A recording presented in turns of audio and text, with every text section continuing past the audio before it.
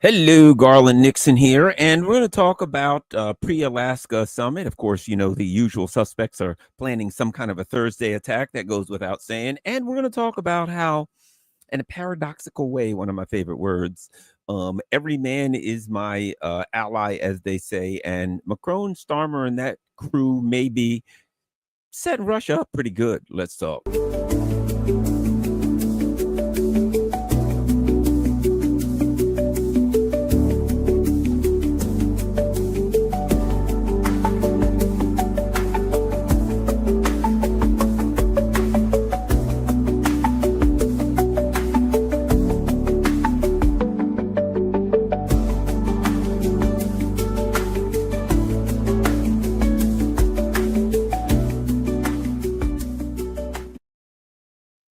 Hello, Garland here. Give me a second here. I'm trying to figure out what the heck's going on with my Rockman channel. Somewhere around there. Hold on. All right. Geez, things can be kind of tough when you're working from the bunker. Anyway. All right. It's Teresa Martin. Hello, Teresa Martin and community, as Teresa says. All right, let's get to talking here. Let's start here. I mean, and I guess this, whether it needs to be said, I don't know. It's blatantly obvious, but so far to date, as we always say on this channel, particularly, and by we I mean me, sound clear. Wow, I wonder if that means sound clear. Anyway, as we always say, the safest bet is for consistency. If somebody does something Monday, Tuesday, Wednesday, and Thursday, you can't be guaranteed that they're going to do something the next day, but it's the safest bet, right?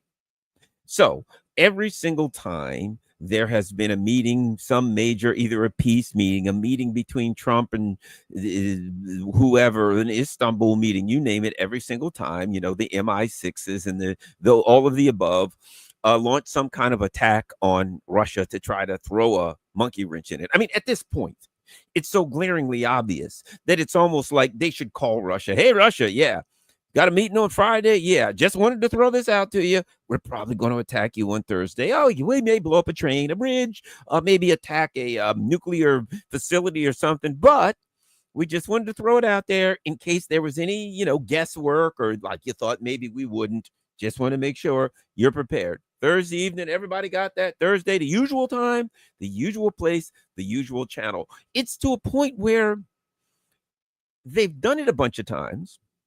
Excuse me, every single time. It has had no effect.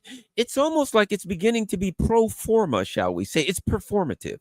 You know what I mean? It's beginning to actually be performative. It no longer even seems like it should have an effect anymore, or like they think it's going to have an effect, or like the rush, like anybody. After a while, it's just like, hey, there's a meeting on Friday. On Thursday, MI6 and all the usual suspects all get together, and I'll be honest, I'm beginning to think that they've got like a cache of attacks. Like they've got some drones and things set in, some targets, and they're like, okay, guys, we're ready to attack Russia, but hold off because there's no like Istanbul meeting or meeting with Trump or something like that. As soon as that happens, we move with this attack. That's what it is. They've got a series of attacks set and planned. And then the night before any meeting, they have the attack Thursday night. No doubt there'll be drones flying at Moscow, bombs, who knows what. They'll bomb a church or something in Donbass, you name it, trying to elicit a response from the Russians that they'll never get. They'll never get. Well, excuse me. Here's the way it works in case those of you have forgotten the pattern. Thursday night, they bomb something or other, shell a church in Donbass, bomb something in Russia, whatever, right?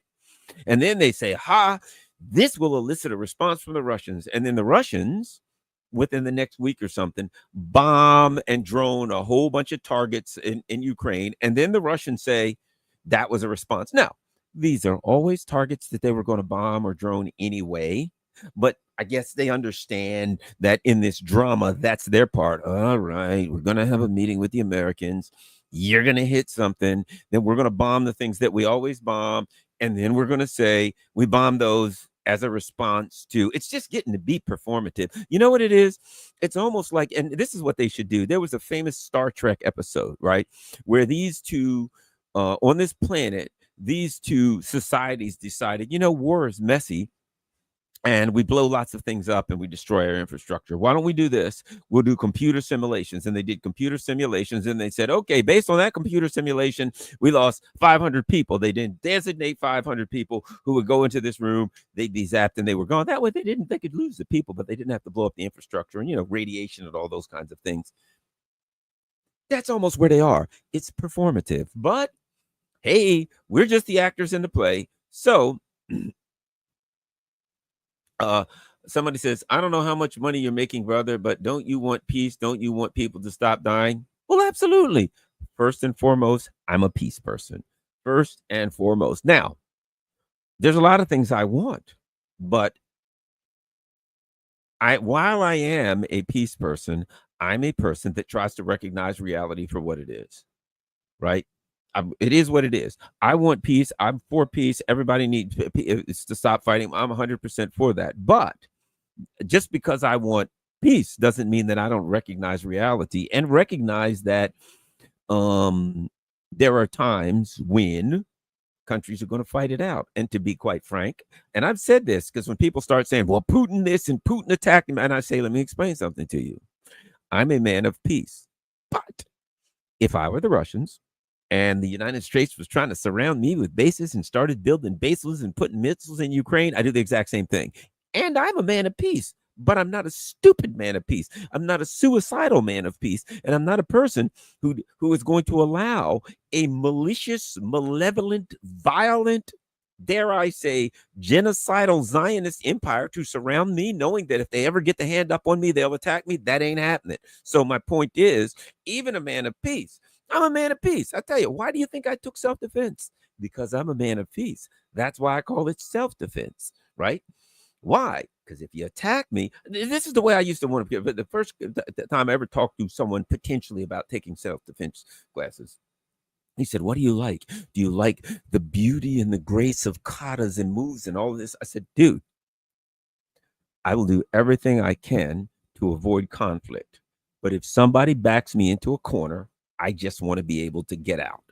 That's all. If somebody pushes me into a corner, if somebody attacks me and or my loved ones, I want to be able to get out. And I understand that as peaceful as I may be, or anyone may be, if somebody backs you into a corner, you or your loved ones, and they intend to do bad things to you, you got to be real bad person. You got to be real violent and nasty and rip the side of them and gouge their eyes, bite, scratch, anything. Your life's on the line. Anything. You got to go for the weakest, most vulnerable points and attack them without mercy. If it's in self-defense, you see what I'm saying? That's my point.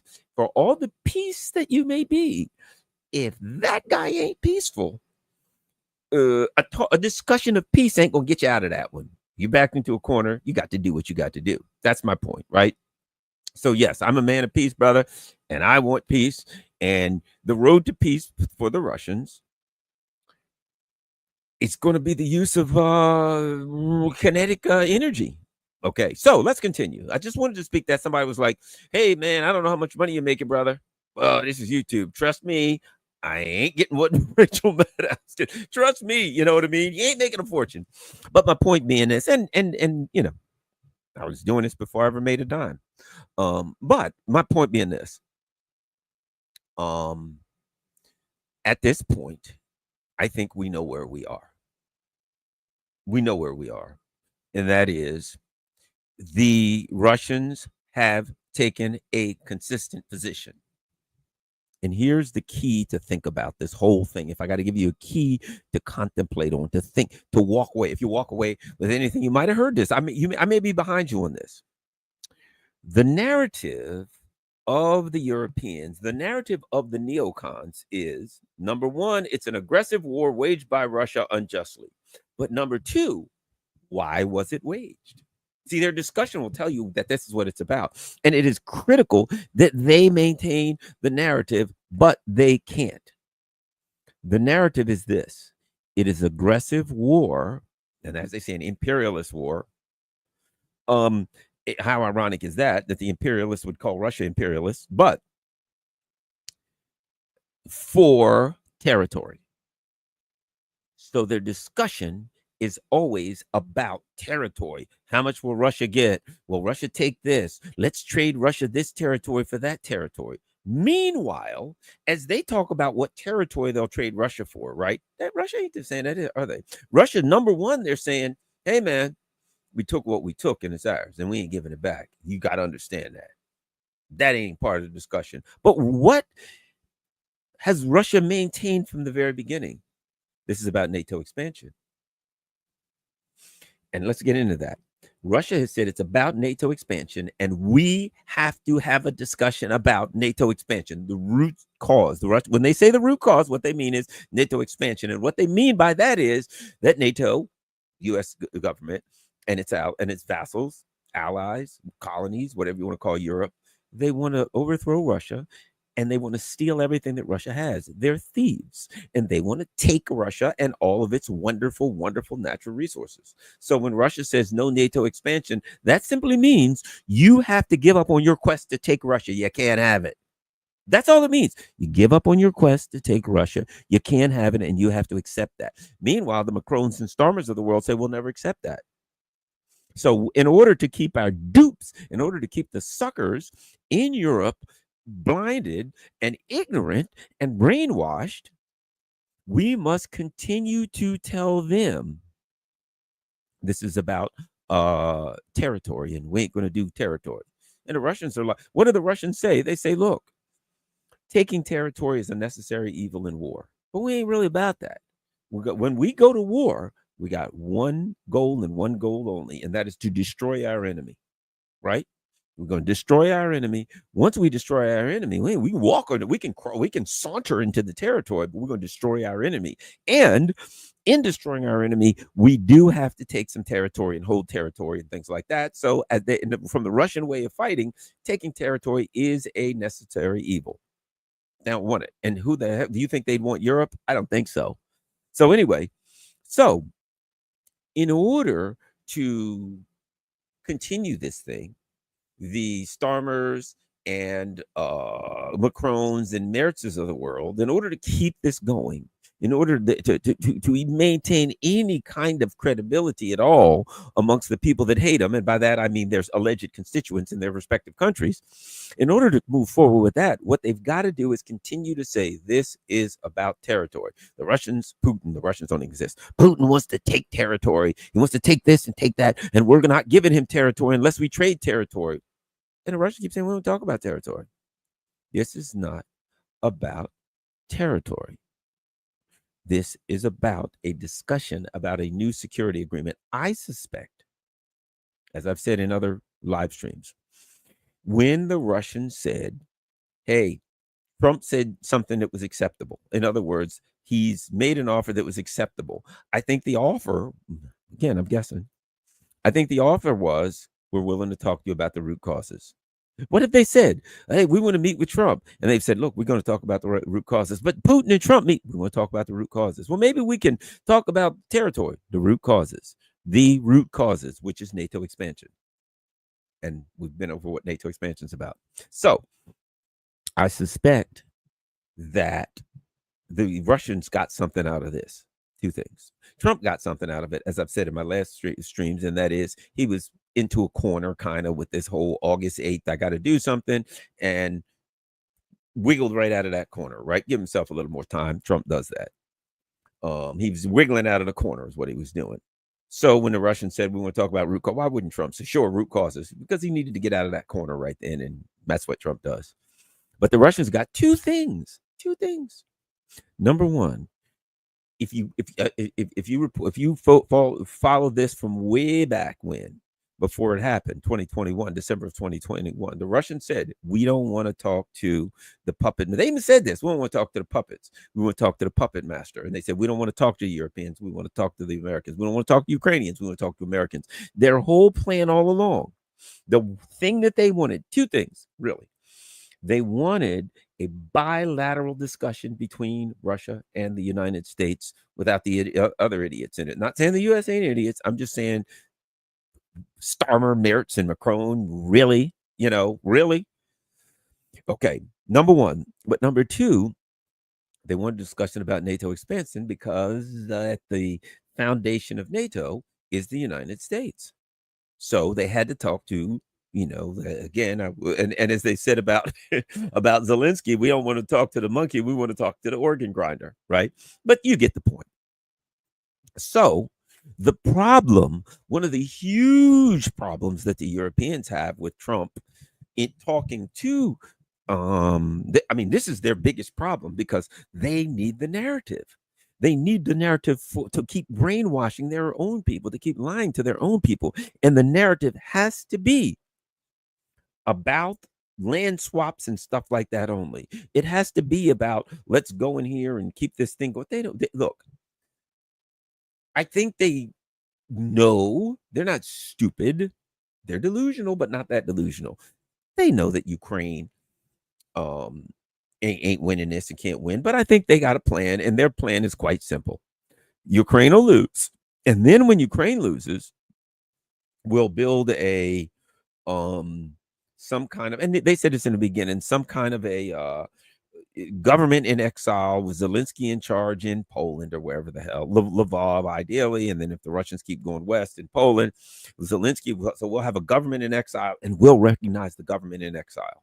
And we'll continue to harass Russia through all eternity. We'll never back off of them, and we'll recognize the government. And they're like, okay, we would rather that the Russians take Ukraine, because then we can go ahead and justify, okay, and then we can continue our economic and our diplomatic and all other kind of attacks on them.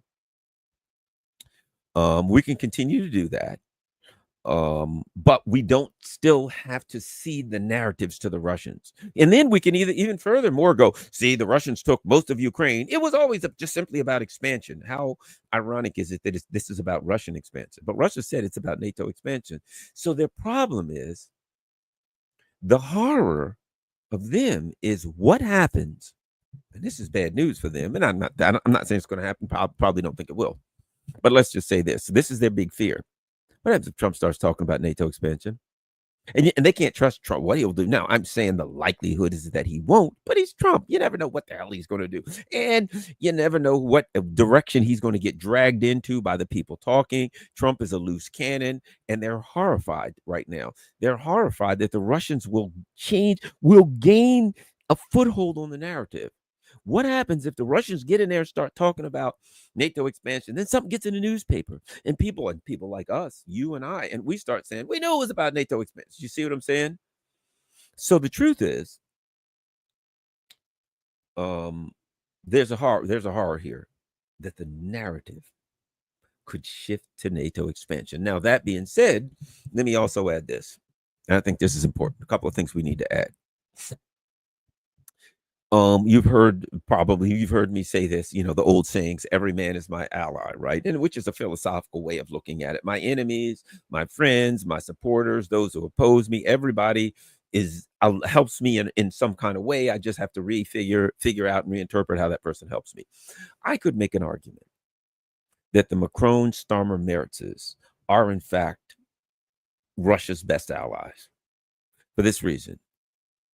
Look, if there's, which there ain't going to be some kind of deal, but let's just say Trump started bending in the direction of the Russians, saying, okay, I'll give you this. Okay, I'll give you that. Okay, and he started giving things up that people didn't think he would give up. Then I'll give you this and I'll give you that. It would be a problem for Russia. Let me tell you why.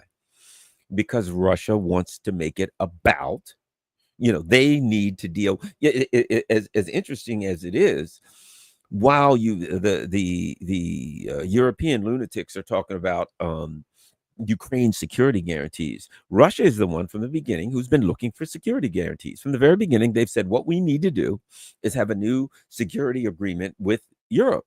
In other words, we need to secure our borders, and we need to secure our strategic borders, which include the countries on their periphery, so that they can't, the U.S. and its allies can't just come in and move in on them. Now, one of the things that Russia's been able to do, and this is oddly, interestingly, I'm going to interpret this as benefiting Russia, because the NATO has been so intransigent. They've been so hard-headed, and Russia has been able to maintain the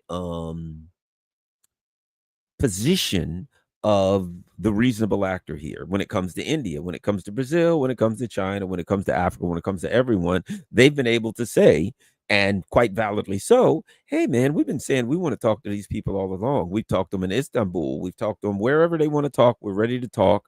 We have some solid things that we want to, and they won't give any ground at all. They're unreasonable. And that has benefited Russia, particularly with their allies and on the world stage, right? Okay. If Trump would start giving ground, it would be more difficult because maybe some of the allies might say, well, they're kind of giving ground. Maybe you can take a deal or something of that nature. It would now, not that Russia would have to take a deal. Their security is their security, and nobody has a right to decide what's best for Russia but Russia. But my point, they are one of three great world powers: Russia, China, the US. That's it. And in some ways, Russia's on its own. It's interesting. In some ways, Russia is by itself. In some ways, China's by itself. In some ways, the US is by itself. Russia is by itself in military technology, with the types of missiles they have, the types of air defense, and some of the things, the submarine, the, aircraft they have. They have some, particularly in missile technology and air defense technology, they're in a class by themselves. China, when it comes to economic power, and when it comes to industrial power, in a class by themselves. I might add this about Russia too: the autarchical nature of Russia. In that, what I mean is this: Russia can live in a shell like a tortoise as a country. They got everything they need. They got land. They can grow stuff. They got oil. They got, you name it. There is nothing Russia needs that Russia don't have in, that's not plentiful, right? And let me add this from technology perspective. The Europeans can build some planes, but they have some, you look at a French fighter or, a British fighter or something like that. It's going to have Honeywell parts. It's going to have, Raytheon parts and all this kind of stuff, right? You look at that. You look at American fighter, it's going to be American. Chinese stuff is mostly Chinese. It's pretty much Chinese, but, they're still on the way up. Russia and the US are the two countries, individual countries, that can build their stuff from scratch with no help from anyone else, right? Now, don't get me wrong, rare earths, US needs some rare earths. Russia has some. I think one of the things that Russia really pushes for is building all of their own stuff with no help from anyone else militarily, right? Even now, their uniforms, they just passed a law that said they can't even get cloth for uniforms for another country. Everything has to come from Russia, right? Which is smart. But their strength is their autarchical nature, that they can do their own thing. To some extent, the US has some of that, has most of that if necessary. But the bottom line is, who else can build the things like the subs and the and the particularly the planes and things like that from scratch? Russia's a powerful military economic system. The Europeans, they can't feed themselves. Technologically, they got some problems, and their industry is going down, and they're led by idiots. But here's my point. Let me get back to my point. I'm a little bit sidetracked. And that is that the fact that the Europeans are so intransigent, number one, makes the Russians look good. It allows the Russians to say, we're the reasonable ones. Look at these clowns. And the fact of the matter is, the Russians have been consistent. The fact that the Europeans are so willing to sacrifice their economic health in the short term is very beneficial to the Russians for this reason: that the Europeans are getting weaker. They're getting weaker and weaker and weaker, right? And as the more the angrier they get at Russia, the more adversarial they get towards Russia, the weaker they get. And they just keep taking actions that make themselves weaker and weaker and weaker. Industrially, they are a joke. The Germans are saying, we're going to rearm, and then we're going to go after Russia. They're going to rearm with what? Their industry's dying. Their economy's going to hell. And most importantly, and this is critical, I think, and this is something that's really, really going to benefit Russia in the long term. One of the things that I can guarantee you is this, and that is 5 years from now, you ain't gonna know Europe. There will be an entirely different class of politicians in Europe. The politicians in Europe are doing something that politicians don't survive from, and that is it would be bad enough. It would be bad enough if they were simply ignoring the needs of their constituents. They're taking actions that are detrimental to the needs of their constituents. They are showing contempt for their constituents. They're cracking down. If their constituent says, hey, there's a genocide going on and we don't like that. Oh yeah, well, you're a terrorist and you're going to jail. At some point, there will be a reckoning. At some point, there will be a political reckoning all throughout Europe.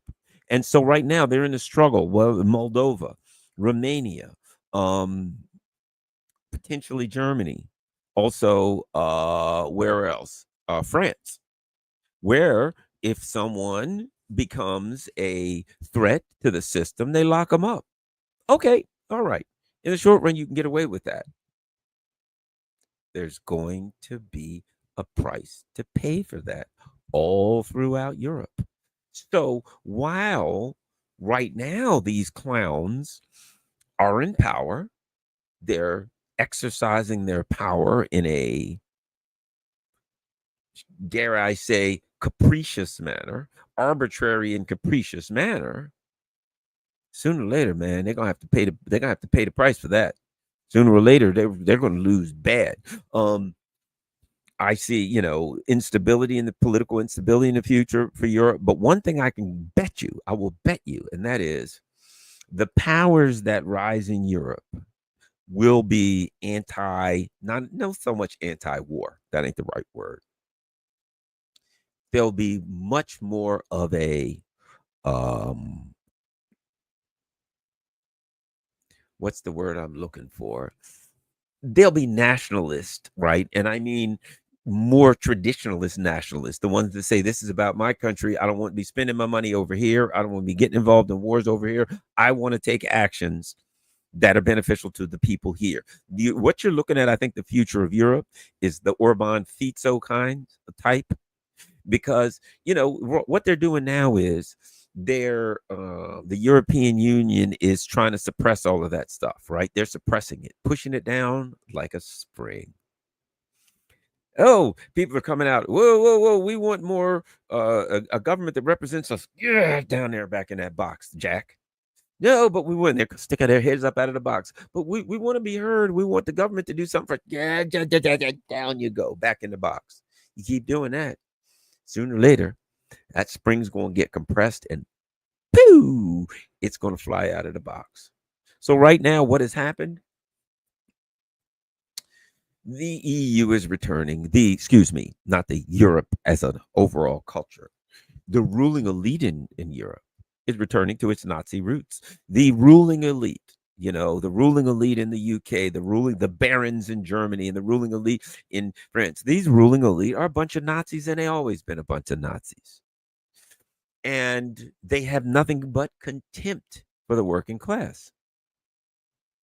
And they're displaying their contempt. How dare you ask us to think about you? We're going to have to cut social services. You're used to free college. You're used to healthcare. You're used to all that kind of stuff. We're cutting that stuff. All that money goes into war now.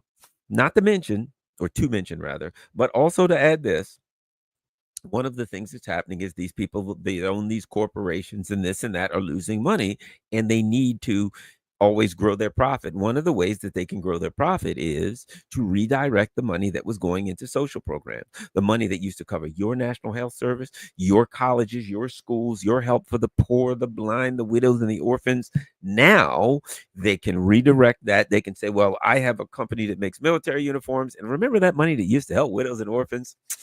No money for that now. We got to buy military uniforms. And guess what my company just happens to make? So it's a way for them to expand their profits by cutting things that help the average schmuck in the street and redirecting that money, saying we're going to use this to rebuild our military. In reality, they're just laundering it into their pockets even more and sending it off to, some island in the Caribbean or whatever, the Isle of Man or Cyprus or wherever their shell companies are. That's all that really is. When Germany says they're rearming, they're rearming in the same way that they're sending money to Ukraine. 70-80% of it's getting siphoned off into the pockets of crooks, and some of them are getting some of the money. So this is all a giant money laundering operation. So two things.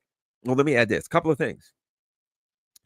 On top of the reality that they're trying to maintain the narrative that this is about the seizure of land by Russia rather than about NATO expansion. But on top of that, there's a couple other things that have to be kept in mind.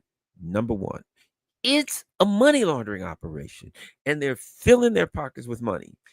Therefore, there are people in Kiev who know the game. There are people in Kiev who know where that money's being routed to and through and how, that have been part of that. They can't afford for the Kiev regime to fall, for those people to fall in jeopardy or get captured by the Russians. And they already know there ain't no honor amongst imperialist thieves, as Jody Brewer and I discussed the other day, right? That if Kiev goes down, you know what's going to happen. They're going to be like, hey, the Russians got me. Yeah, all right. Russians, yeah, I might have some info for you. And they're going to talk. They're going to talk, and some of them might sell as they have. I'm going to write a book, a tell-all book about how the Americans came in and stole everything that wasn't nailed down. Did I mention the French and the British? Did I mention the deal that was signed with Starmer? Oh, they got so much to talk about. And they will talk because they are crooked money laundering thieves, and they don't give a crap. And if the Russians come to charge, a whole lot of them will be like, man, the Russians are in charge now. How can I make money now that the Russians are in charge? And they will sing like a bunch of birds. So my point being, any way you look at it, they lose all the way around. They lose the narrative. So the people at home start to saying, but I thought you told us that the Russians wanted to take Ukraine and then they were going to attack Poland and attack this and that. They ain't attacking none of it. They're horrified that Trump might say, all right, I'll talk about the during NATO expansion. He ain't playing that. Don't get me wrong. Trump does not have the authority to stop NATO expansion, but he could talk about it. And I think that last but not least, they don't want people to find out the criminality and dirt they're doing. Now, let me add something else to this. So that's my point being, the Starmers and the hardcore lunatics in the EU are going to keep the war going, which does a couple of things, which benefits Russia, benefits everybody, to be honest with you, except the Ukrainians and sadly, the Russian troops and families that lose there. But here's my point from a broad perspective. The fact that the war keeps going means, number one, that to some extent, NATO and its allies will keep throwing good money for bad. And I want that to happen. I want them to keep, look, send them, every time they say we're sending them some more tanks, those of us who are concerned about ultimately a huge clash in a nuclear war should be like, send them. Not like, no, don't send them. Look, if it was up to me, I'd say to Europeans, look, everyone, France, Germany, and you look, what do you got? Oh, we've got between us 500 tanks, send them all. How many artillery pieces do you have? Well, between us, we got 400 artillery pieces, send them all. Send them all. Because we know what happens to them, what's going to happen to them. Ship them right on into the middle of Kiev. They'll be blown to smithereens, and we'll be done with them once and for all. Here's my point. NATO is being demilitarized. And that's a good thing for the world. NATO is a problem. NATO is a military, totalitarian, fascist military machine that needs to be demilitarized. And this demilitarized. Somebody says, is Garland using a scanner microphone? No, this is Razor Siren, I think it's called Siren by Razor or something like that. It's what I use when I'm in the bunker. What I use at any rate. But my point being, any way you look at it, the demilitarization of NATO is in the best interest of the world. Because listen to these lunatics are talking. Yes, we've got to remember this. We want a military in the Middle East. And we need a NATO, a NATO in the Middle East, and now we need a NATO in Asia so we can go attack China. It's nothing but a military machine that the U.S. uses to bring together the Europeans so they can use them to fight their battles. And I think that let's just continue to watch these fools demilitarize themselves and say this is a good thing. They will continue to ostracize themselves from their political constituents. It'll make them angry and angrier, and they'll want to vote for someone who is more of the left or right. Like I said, a Fico left, an Orban right, but the more the nationalist populist. Not saying that's a good thing or a bad thing, but if it keeps us from getting nuked, it keeps us from getting nuked, and I think that's a positive thing. So I think that's where we are. They get nuked. Let me add this. Ukraine's a Nazi crap hole. The Nazi crap hole needs to be cleaned out. That's all I'm saying. It needs to be cleaned out. I'll leave it at that. You got the Nazi infested crap hole. It needs to be cleaned out. That's all I'm saying. It's getting cleaned out. If you've heard my philosophical position, I will give it. If you haven't heard it, I'll give it to you like this. About the Nazi crap hole part of it. The Europeans built up the German fascist Nazi machine to take out the Soviet Union, and the Soviet Union smashed it to pieces. But there was a little bit of it left. They moved it to Western Ukraine, the ruling elite who are fascist Nazis in Europe. They moved it to Western Ukraine, and they continued to nurture it and strengthen it so that one of these days they could rearm it. And once it was rearmed, they could go back after Russia again. And that's exactly what they did. And now that we're going to take this Nazi machine, we're going to re it up, we're going to arm it again, and we're going back a second time. This time we're going to take the Russians. Well, you know what the Russians do with the Nazi machine. They're smashing this to bits like they always do. Now, here's the thing that's important. That's why the Russians keep saying denazification, right? That's why the Russians say denazifications, because they understand that as well as you and I do. They understand that this is the last bastion of Nazism, right? The last corner of Nazism that the ruling elite have left in Europe. And if they smash that to pieces, it ain't going to be in Europe no more. The Russians are like, you can have Nazism somewhere else, but not on our border, not in Europe. We're smashing it to pieces. Meanwhile, the real horror that the ruling elite of Europe has is that their last little corner of Nazism will get crushed. What they're really afraid of is the denazification. Now, one could make another argument here. I'm not saying this to say it's real, to say this is what can or can't happen, that this has anything to do with ideology. Let me throw this at just a brain fart, shall we say, coming out. You know, a long time ago, Dr. Jim Kavanaugh said something when he said, "Yeah, well, you know, if they ever want to deal with if the Americans ever want to deal, they'll have to be the ones to denazify." In other words, look, if the Americans ever get to a point where they say we want this Ukraine thing over with, the Nazis, the Russians will say fine. They can browbeat the Europeans into it, but the Nazis in Ukraine won't go along with it. So his point was they'll have to denazify them. The Americans will have to denazify if they ever want to get a deal or get the heck out of this thing, right? Interestingly enough, the ruling elite of the Europe are damn Nazis and always have been. Number one, not the people so much, some of them, but I'm just saying the ruling elite in the Europe are not Nazis, always have been, and they're always, every time you turn around, they're building another fascist Nazi war machine every 100 years or so to go fight the Russians, you know, and then the Russians have to smash us to bits, whether it's, you know, whoever it is, it's Napoleon, it's Hitler, but every 100 years or so along comes a fascist Nazi war machine to attack the Russians, and the Russians smash it to bits every single time. Okay.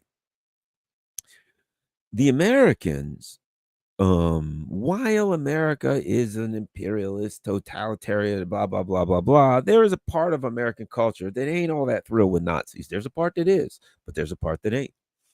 And the element in the Pentagon, there's an element in the CIA and the Pentagon and intelligence and military intelligence who are down with it. But there's also elements that aren't so down with it. So my point being this, what's interesting is the Russians and the Americans meeting in Alaska do kind of have it's something in common in that there's an element in America that ain't as thrilled with the Nazis as can be. That being said, America is an imperialist, expansionist nation, so America has a lot of Nazi stuff in DNA in it. So God only knows it's complicated, but America's still. Let me end up with this. There's one. Well, let's hit a couple of news items, and then I'll get ready to make my way. Here's a couple of important news items that I think that we need to talk about. Right. Here's the first one. Europe does not have the capability to help Ukraine in any meaningful way, whether in pushing for better negotiation terms or enforcing a future ceasefire, according to the Times. Okay, they talk about basically JD Vance saying, "Hey, you guys want this? You should pay for it yourself." He says. He suggested if European nations care so much about this conflict, they should play a more direct role in funding this war yourself. Keep in mind something: you can fund all you want to; they don't have the money. They don't have the money, so they can fund till they're blue in the face, but they do not have the money. They don't have the weapons. All the money in the world can't make the weapons, right? The outlet recalled that the coalition of the willing, led by the UK and France, that's how you know we're screwed, had previously planned to send a European contingent to Ukraine to monitor a future ceasefire, which would never happen. They had a target of 64,000 troops. Boy, that ought to stand up against 800,000 Russians in Ukraine, despite Russia opposing any Western military presence, warning it could trigger a world war. However, Starmer's target looks highly unlikely. They couldn't come up with 25,000. The Times noted, adding that European defense ministers say there's no chance of meeting and that even 25,000 would be a push. Russia has 800,000 troops. Lithuanian defense minister Sakiel told European counterpart, if we can't raise 84,000, that's weak, right? So here's a while back, Zelensky called for a foreign troop of at least 200,000 as a baseline for security. They ain't got 2,000, right? So here's the reality. They're coming to face reality that they ain't going to be able to fight the Russians kinetically. But as I said, the Europeans just want, the Europeans are like this. We want the Russians to crush and destroy and mangle Ukraine, to tear it to shreds. That would be better for us. Hey, we're supporting Ukraine. How? We'll just make sure all of their entire army gets killed and Russia takes everything we want. Then we can have a couple dozen guys. Think about it. They're going to have like Zelensky and a couple of dozen guys in Warsaw. That's the true government. Meanwhile, I mean, like Ukraine's going on and it's going to be a joke. But they can go on stealing money. Right? They can go on money laundering and they can go on pretending that there's the Ukraine project they'd rather pretend that the Ukraine project exists. It will exist in a couple of dozen guys who are in Poland or something. They'd rather do that than negotiate an end to the war, because the negotiated end will be only effectively a surrender. Now here's the thing. I've often talked to friends and they're like, does Trump know that Ukraine can't win this? Come on. Everybody knows that, even those who won't admit it. Let's go here. Let's look at this. Russia is a warring country. Trump, right? U.S. President Donald Trump has described Russia as a warring country, saying Moscow has been engaged in conflict for centuries and just keeps on fighting. Well, you leave out that Western Europe is constantly attacking them. They're at war. With whom? That's funny. Garland's always fighting, says the guy who tries to beat Garland up every day. Russia is a warring nation. That's what they do. They fight a lot of wars. A friend of mine said Russia is tough because they just keep on fighting. Trump added, they beat Hitler. So did we. Well, and they beat Napoleon. You know, they've been doing this for a long time, right? What is Trump saying? Let's interpret that. Look, it's Trump's way of saying Dude, Russia ain't losing this. And and as crazy as the Trump people are, this is a sad state of affairs. Trump is a lot more realistic than Macron and Starmer. How horrifying is that? Trump's policies, as absurd as they are at times, are based more on reality than Macron and Starmer. It doesn't make me feel good to say this, but Trump's saying, look, let me interpret what Trump just said. Ukraine's losing this war, dude. And we better figure out how we're going to deal with it. That's all it is. He's saying, I will interpret that. Ukraine is going to lose. And right now, they're getting their butts kicked. And I suspect, let me tell you what I've said all along, the Russians are starting to blow some bridges here and there. And that is the Ukrainian military is entrenched in a line of cities in an industrial area, and they've been digging entrenchments and reinforcing them since 2014, preparing for the Russians. Tough place for the Russians to go in and fight and dig them out like a Rocky Mountain tick, as what's his name, Jesse the Body Ventura said. They're dug in like a Rocky Mountain tick, right? That was Platoon. I mean, not Platoon. That was Predator. What a great movie. Anyway, so they were dug in, and the Russians went in day by day, artillery piece by artillery piece, bayonet by bayonet, and dug them out of these trenches. The Russians went in, like they do, and dug them out of those trenches, and they're emptying the trenches. And at some point, here's the reality. The Ukrainians will no longer be in fortified trenches, and there will be nothing between them and the river but open country. And when they get in that open country, it ain't going to be a happy time for them. And they will head for the river. And when they do, I suspect the Russians will blow the bridges and back them up against the river. And at that point, you will have, and I've heard Macron start to say this again. There was something called the Battle of the Sepultava or something like that. I could never pronounce these stinking words. I guess I need to read them. I could if I read them. But in with the first after the Maidan, in which 30,000 Ukrainian troops were surrounded, and Merkel and others very desperately fought to went to talk to Putin, and they were able to get mercy by Putin, and they were able to come up with a deal that was allow those 30,000 troops to survive. And no, it wasn't Sevastopol; it was Sepultava. Sevastopol is the Ukrainian city where the big Russian naval bases are. At any rate, so here's my point. That's the direction we've been heading in. I've been saying that for a while. Somebody said Poltava. Yeah, there we go. That's the direction we've been heading for a while. At some point, the Ukrainian lines will collapse. And I don't think it's going to be the Baltsova. There we go. The Baltsova. That's what Matthias Batlas X says. We are moving to a point where the Ukrainian military will be surrounded, will be cornered, will be all of the above. And they're going to be in a world of hurt. And the and let me add this, I'll get back to this. And you can thank the Ukrainians can thank Macron and Starmer and Baerbock and Kaja Kallas and the Nazi princesses of Anna Baerbock and all of those, right? They can thank those, but at some point they're going to be back to that point again, and they will be in a cauldron. And I suspect we'll get the same. Oh, Putin, please, we need to talk. And Vladimir Putin, I suspect, is going to say, no, we really don't. We really don't. What can we do? Well, nothing we can do. What's that about root causes again? Oh, by the way, let me see how long before my troops start attacking this formation of 60, 80, or 100,000 Ukrainians that are surrounded and pushed up against the river and the bridges are blown. They started an hour ago. So we're not asking for anything.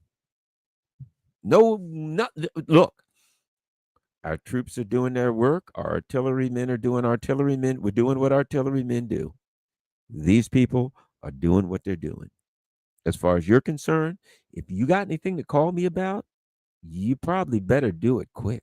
And it better sound like this. We're giving you everything you asked for. Everything. If it don't sound like this, I can't hear you. Hello? Can't hear you. Don't be sending Angela Merkel this time. There ain't going to be no mercy. Because if you think about this, if there is a Ukrainian army, and this may sound callous with a reckless disregard for human life, it probably is, but this is reality.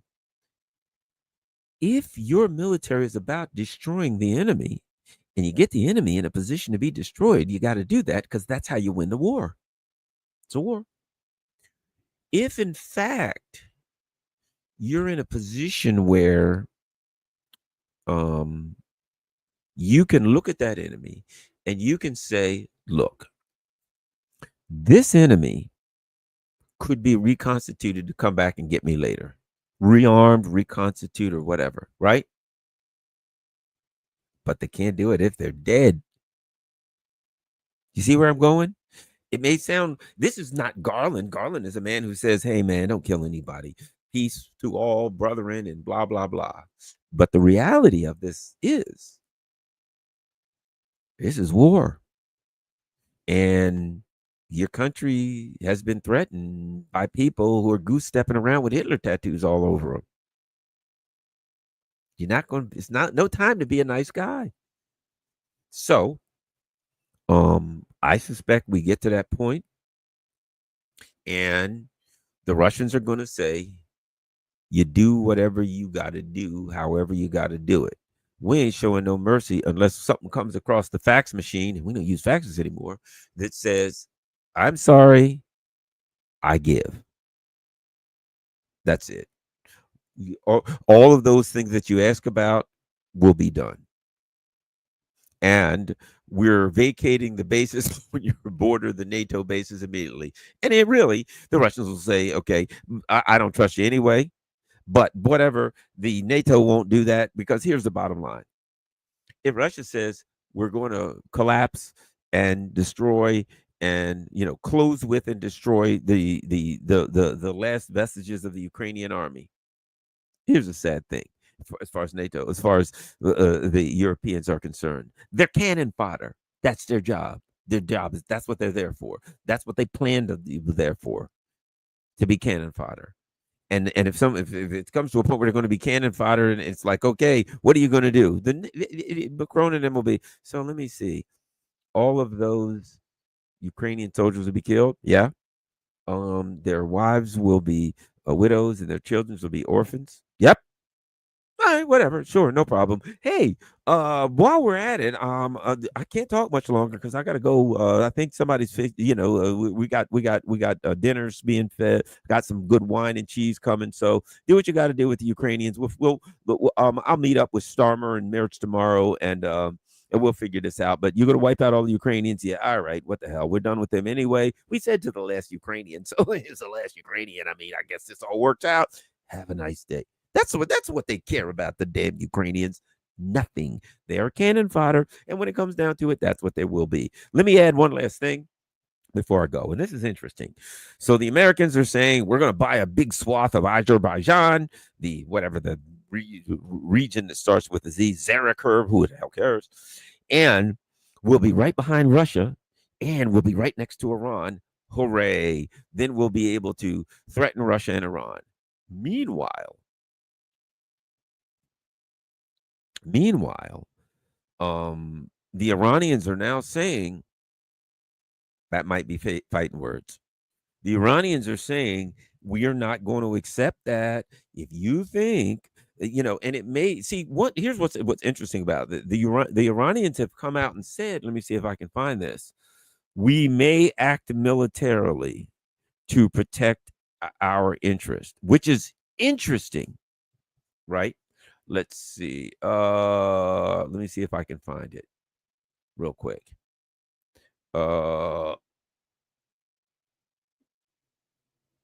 Here we go. Let's look at this. This is something that is important and relative. Iranian President Pezeshkian says regional countries must remain vigilant. In a phone conversation with Pezeshkian on Monday, warned that the U.S. may use a project on the construction of a transportation corridor in the Caucasus region to achieve its objectives under the guise of economic investment.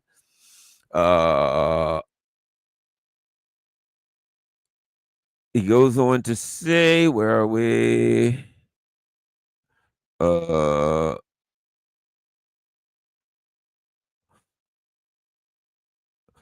I can't find it here. Sorry, this is the wrong article. At any rate, let me fill you in and so we don't have to go through all this. What the Iranians have said is this: we may use military force. If the America comes in our back door and starts building bases in our Azerbaijan, it could be war. Here's what's interesting about that. And that is that when the U.S. moved in, overthrew the government of Ukraine, moved into Ukraine and said, okay, we're going to get on the soft underbelly of Russia and we're going to set everything up and then we'll be able to threaten Russia on the soft underbelly in Ukraine. At that point, Russia said, look, NATO expansion's gone a little bit too far. So we ain't saying you can't stay in Ukraine, but we can say you're going to have to fight if you want to stay there. We're not waiting around for you to build up some contingent to do some giant military contingent to do what we know you want to do anyway, which is set yourself up to attack us where we can't defend ourselves. That ain't happening. So where we are now is this: if you want to stay in Ukraine, you got to fight. You can stay there, but it's going to be a fight. And we're going to try to kick you out. Okay. Meanwhile, I think the Iranians are hinting at something similar, saying, look, if you want a war, we tried to avoid a war, but we're setting ourselves up because we feel like it's coming. Okay. And you're going to move on our back door where you can attack us. You can do that, but you're going to have to fight to do it. So what is happening is this. This is the reality. What the U.S. has said about NATO expansion is a right and any country can do this and blah, blah, blah. I mean, but remember, Russia and China and Iran can't move to Cuba. They can't move to Mexico. They can't move to Venezuela. Oh, that's war. How dare you? You can't come in our region. But meanwhile, we're going to surround you. What we're getting now, particularly with Iran being much, much more powerful and having demonstrated their military prowess, and they're being armed by their, even more so by their partners. I think what Iran is saying now is, you know what, the U.S. and NATO, it's getting to be that time. It's getting to be that time where you believe you can do anything you want, anywhere you want, anytime you want, and you can threaten anybody any way you choose to threaten them. You know what? Some of us are big enough to fight you now. So I think the United States, in buying this thing, saying we're going to buy this area right in the underbelly of Iran where we can threaten Iran. And I think Iran's certainly saying, you just we're not going to wait. We're not going to wait for you to build up your military strength on our border so that you can attack us from there, so that you can have intelligence operations from there, right? So that you can Israel can fly in and out of there. You can build drones there. You can sneak spies and attack us from there. So we're supposed to do that? Not going to happen. We'd rather fight you early. If there's going to be a fight, we'll fight you before all that goes down. So the United States, if you want a war with us, you can get a war with us. It's going to be costly because here's the other thing the U.S. already knows. This is what they know. And Iran has made it clear. War with Iran would be costly. The day you go to war with Iran, they've made it clear. The day it's like if you start building up on and I think they may come through with it. You start building up on Azerbaijan, and I bet we're going to go. We'll attack first. We're going to consider that an act of war, and we'll attack us. Now at that point, we know you're going to send in bombers and attack us, and immediately we will close the Straits of Hormuz and the Red Sea, which means it's it for the economy of Europe. Your partners in Europe will go and will economically perish immediately. And might I add, the derivatives market, the market of credit default swaps. All of these speculators who are speculating on energy futures and they're expecting to make money and they've bought insurance, right? So the credit default swaps. They went out and they went to whoever and they said, I'll tell you what, I expect to make this amount of money, but if I don't make it, you'll pay me. A multi-quadrillion dollar derivatives market. It's closing the Straits of Hormuz ends that derivatives market, ends Wall Street. So what the oil speculation market, might I add, at that point the cost and the price of energy will go so high. So basically what Iran has the ability to say now is, you go to war with us, you collapse your economy. You collapse your economy. You collapse Wall Street. You collapse the city of London. You better think real hard before you make that decision. Very interesting. All right. Well, that's an hour. I'm going to get running. Thanks a lot, everybody. Might I add, please share this on all your social media platforms. Follow me on Rockfin. Follow me on Rumble. Follow me on everything you can follow me on. And of course, if you can afford it, we got Cash App, Buy Me a Coffee, Patreon, you name it. PayPal, if you can afford it. I certainly appreciate any money that's donated to help keep the channel going. Additionally, I do have, you can see my going across the bottom there at some point. I've got a Substack. Make sure you follow me there. But additionally, I have a PO box, and when we get to the everything scrolling across at the bottom, people send me stuff there. People send me cards. People send me things that they've written out that they're thinking. People send me books and magazines and donations and all kinds of stuff. So people that just want to do snail mail, there it is, PO Box 32. You'll see it going at the bottom. All right, so let me check the super chats and then I'm out of here. Somehow I saw some super chats. Let's go. You ready? Oh, Mattless X says, I haven't heard you speak on this, but was Marco Rubio setting the table last week for U.S. to start war with Venezuela? Well, yeah, I talked about that. And now Mexican cartels, Trump and neocons need to put points on the board. Exactly. Number one, you say, hey, we're going after the drug cartels. And then you say, Maduro's the leader of the drug cartels. It's so obvious. It's so obvious. But that's a bad move. So now these idiots are like, well, there's an area of the country where we don't have a war, so let's bring war back to the Americans. Thank you, Garland, for educating us. Thank you. What else we got? Vivian says, what if they try to kill Putin in Alaska? I doubt that that's going to happen. I doubt very seriously. That is casus belli. That's World War III at that point. There may be people who want to do that, but there will be security. There will be no shortage of security. So I think that's it. Thanks a lot, everybody. Share this on your social media platforms. I am out.